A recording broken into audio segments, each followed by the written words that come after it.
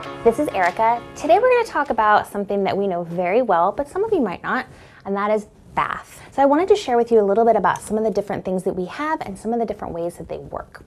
The first one I'm going to talk about is bath bombs. Now, I want to tell you a little bit about the history of them, and there's so much good history in this. This is my plug for this book right now.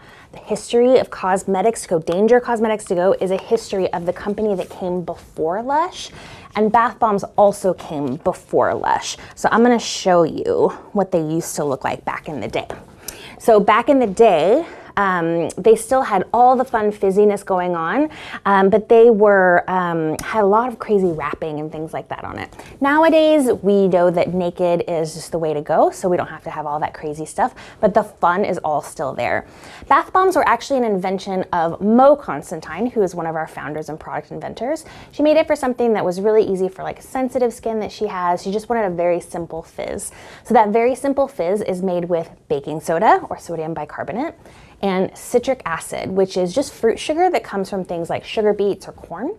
And the mixture of the baking soda and the citric acid in water makes that fizz, just like a little like plop plop fizz that you might drink when you have like an upset tummy. It's the same kind of thing. So that is really where the bath bombs began. And over the years, they went everywhere from just like a simple fizz with beautiful color and beautiful fragrance to really creating like fireworks in the tub where things are propelling around in the tub or changing colors partway through, changing scents partway through, where there's actually been like popping candy in them. So they almost sound like fireworks going off in the tub. So really, really exciting things happening in the world of bath bombs.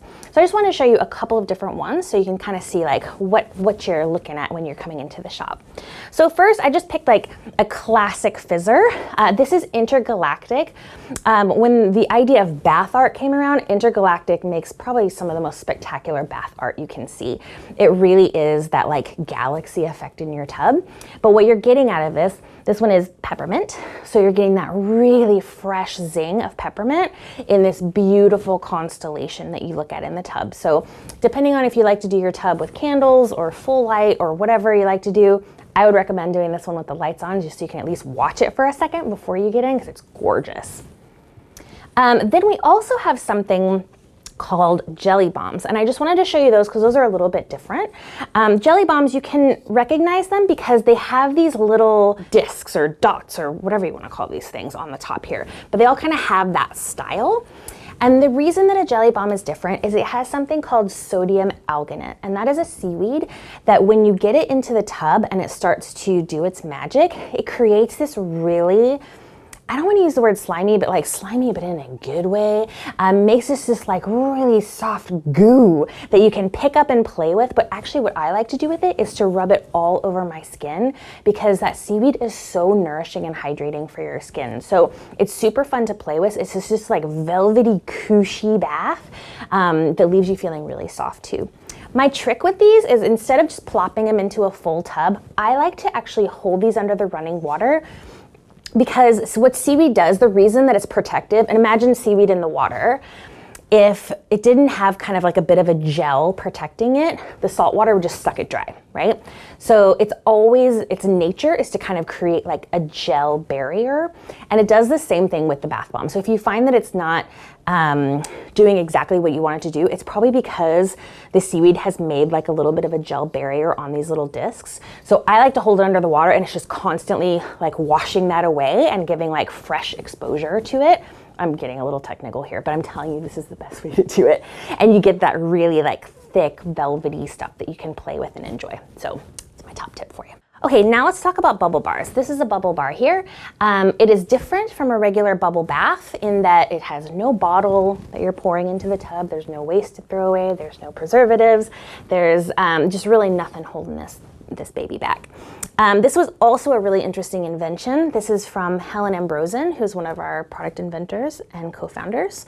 And she was actually aiming to make a deodorant. Okay, so put some ingredients together, let them set overnight, came back to check on them, and found that they had actually gotten wet. And one of my favorite things ever that she's ever said that I take with me in a lot of different places in and outside of Lush is, if it's not what you think it is, what is it? And I loved that because instead of saying like, oh man, we messed up our deodorant, throw it away, let's try it again. she said, that's not what I thought it was gonna be, but like, what could this be? And that's actually where we ended up getting bubble bars, also where we ended up getting toothy tabs eventually, years down the line. So you never know where things are gonna take you. So don't think of it as a failure, think of it as just like a repositioning to try another path. So then we got bubble bars. This one in particular is called Blue Skies and Fluffy White Clouds. It is a song by Orbital, if you ever wanna look it up. Or maybe like take the bath while you're listening to it. This one is frankincense, patchouli, cinnamon. It's very grounding. So you're kind of like, in my imagination, you're like laying on the ground, rooted to the earth, looking up at the clouds. So what do you do with this one? This one you kind of break off a chunk and smash it up under the water as the water is running. You want to get as much agitation in the water as you can. You can also use your hands to agitate. I definitely do that a lot to get a big, like a cap of foam on the water. You really want like big Hollywood bubbles with this one. So you can use as much or a little as you want. They're intended, most of them are intended 1 per bath. This one was intended 2 per bath, but again, you can use as much or as little as you want. But we do also have another style if you're thinking about getting a few more baths out of a product, and that is a reusable bubble bar. This one is called Pink Petitgrain, and it is petitgrain and a little bit of grapefruit, so it's a really fresh, citrusy, very bright scent. And this one is a little more firm than a regular bubble bar, and you don't break it off. So instead of breaking it off and crumbling up, this one you just hold under the faucet and let the water run on it like a windmill. And that's what's gonna create that agitation and get the bubbles going. So you just do that for as long as you want, set it to the side and let it dry off, and then you can use it again and again. It's kind of like an everlasting gobstopper.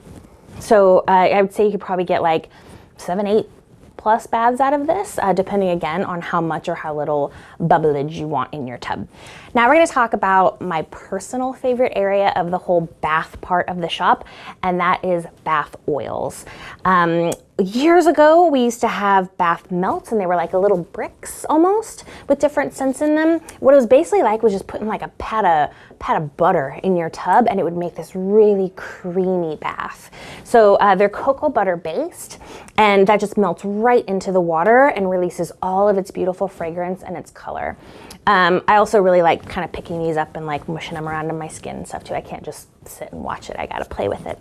But they're all a little bit different. We just had a few years, it's been a few years now, probably about 3 or maybe 4 years now, had a big revamp of the bath oils and got to see so many beautiful perfumes going into these. So if you're looking for really like sophisticated or exotic perfumes, look to the bath oils because there's some really beautiful ones in there.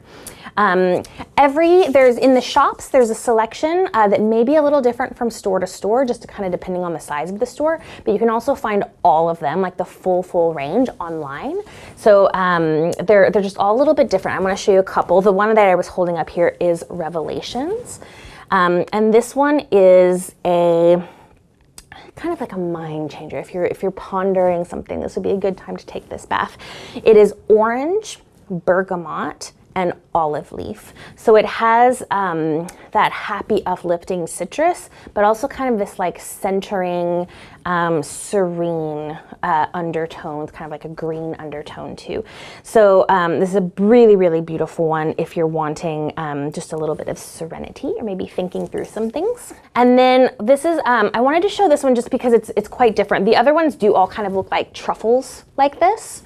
So when you're looking at it, it almost looks like a box of chocolates that's been opened up, just kind of like beautiful rows of truffles.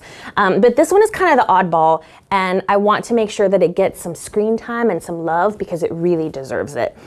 This is one of the elders of the Lush shops. This is Ceridwen's Cauldron, and it comes in a cheesecloth.